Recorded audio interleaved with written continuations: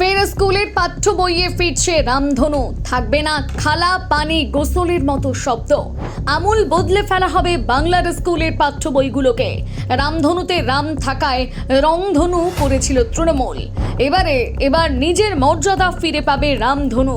বাংলা স্কুলের বই থেকে রংধনু শব্দ সরিয়ে ফের রামধনু শব্দ ফিরিয়ে আনার প্রস্তুতি চলছে।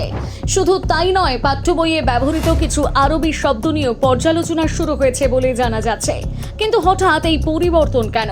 আসলে 2017 সালে তৎকালীন তৃণমূল সরকার সিদ্ধান্ত নিয়েছিল রামধনু শব্দের বদলে রংধনু ব্যবহার করা হবে।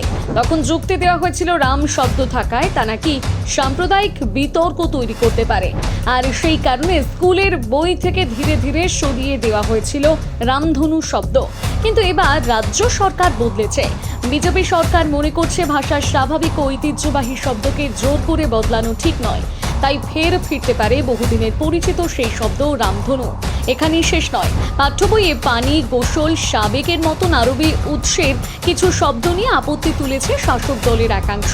তাদের বক্তব্য, বাংলা ভাষার নিজস্ব শব্দকে বেশি গুরুত্ব দেওয়া উচিত। তবে এই সিদ্ধান্ত ঘিরে ইতিমধ্যে শুরু হয়েছে বিতর্ক।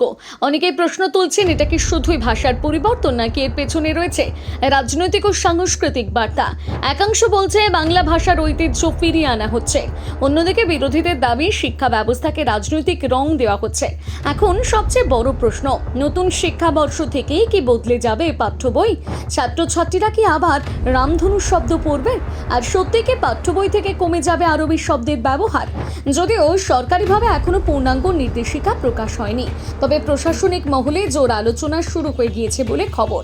আপনার কি মতামত রাজ্য সরকারের এই পদক্ষেপ নিয়ে? জানাতে ভুলবেন না আপনাদের মতামত কমেন্ট করে।